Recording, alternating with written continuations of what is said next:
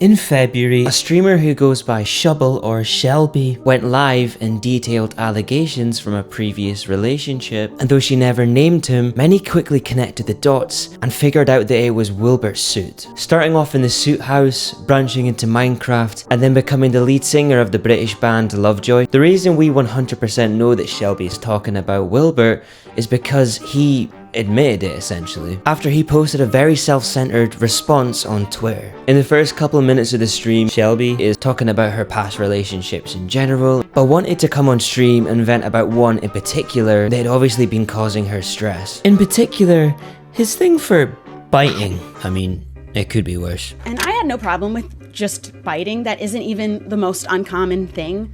But he did mention something early that I should have taken as a red flag. And he wanted to make sure that I was okay with him biting me because he didn't want me to come back later and say that he abused me, which I thought was really weird considering he had never hurt me before. And so why would I call it abuse? And why was he thinking about that? And I thought he was being sweet, checking on me to make sure that I was still comfortable. Of course I was, because he hadn't hurt me. And why would I think he ever would? And then he did, for the first time, by accident. I feel at this point he could have just been checking boundaries and seeing if she was comfortable with that, but I could also see why it could be read the wrong way looking at a bigger picture now. Can Minecraft YouTubers just be normal for 5 human seconds? He disguised it as this really quirky part of our relationship and was so comfortable sharing it with his friends, to the point that he would do it in front of them. He thought it was this really funny story to tell and a good bit to take my arm and bite me in front of everybody. You know, it does actually make you wonder, how often does this happen nowadays, and has it almost become a bit normalized? Most people probably wouldn't see this as surface level abuse, but it is. And I don't want to cause a scene in front of all of our friends, and I'm sure everyone was a little bit uncomfortable, but as long as I was saying that it was fine, nobody really felt like they needed to be concerned, and that's not anybody's fault because I was lying. I was lying and it wasn't fine. She spoke to him privately and asked if he could stop the whole biting thing, especially in front of her friends, because she wasn't happy with it. To which he claimed that's just who he was and he wasn't gonna change. They also came up with a safe word for the biting if things were to get too sore, to which Shelby claims he would frequently abuse and take the piss with, making sure that he did hurt her and that he wasn't sorry anymore. I'd say the safe word and he'd grind his teeth down on my skin. And sometimes he'd smile after. Like a gloating grin.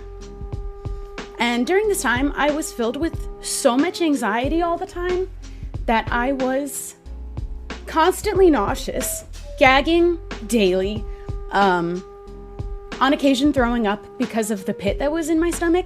I never told him about that though. I was going and running away quietly to throw up in the toilet and rejoin our group of friends. She then went into love bombing and how she felt like she was a victim to it. But I've seen some people claim that they think that Shelby is using emotional abuse as a buzzword, almost like she's attention seeking. Now, I have to disagree heavily with this. I think it's very dangerous to claim that. Like, I know there's not a lot of proof from either sides, but to just say someone is lying about emotional abuse or just deny it's not a thing, like I've seen that as well. It might not cause physical harm, but it definitely does cause mental harm. Now all of a sudden he's telling me he's not sure he wants kids at all. In fact, he has never been attached to the idea of kids. And I told him that isn't what he said before. He said he's allowed to change his mind. And I'm of the opinion that in a relationship, there are a few things that you are not actually allowed to change your mind without letting your partner know. I think that kids is one of them. It wasn't even important to me. And I think marriage is one of them, so I brought that up next. And I asked if he still wanted marriage. He said he wanted to marry me. And then he said, now, I'm not the, quote, I'm not the commitment guy, you know that. I didn't know that. Why are you dating me? In fact, he was telling me the exact opposite every day. So this doesn't sound good at all. Also gives off classic nice guy energy, especially when this guy had the whole soft boy persona going on. Huge romantic gestures. He wrote me the most beautiful love letter that I had ever read. He called me his soulmate. He talked about forever 1 month in. At this point, it was just becoming an emotional roller coaster for Shelby, and he was just messing her around, to be frank. I think overall, the most important thing to take here is that consent isn't a one-time thing, and it can be revoked if a person wants to. For Wilbur to be throwing a hissy fit because his partner doesn't let him nibble on his wife's arm or legs, it's just a bit fucking weird, isn't it? His response, as I said, was terrible. I'm not gonna read it word for word, but it felt very me. I'm changing, I'm going to therapy, I'm bettering my life, that's not who I am anymore. And not just a simple, I'm sorry I treated you like that's great, don't get me wrong, if you have changed, brilliant, but now is not the time and place you should be apologizing for your actions. He also talked about having text conversations that he could use to prove that he thought the biting was consensual, but he goes on to say that he's not going to be sharing it for her sake.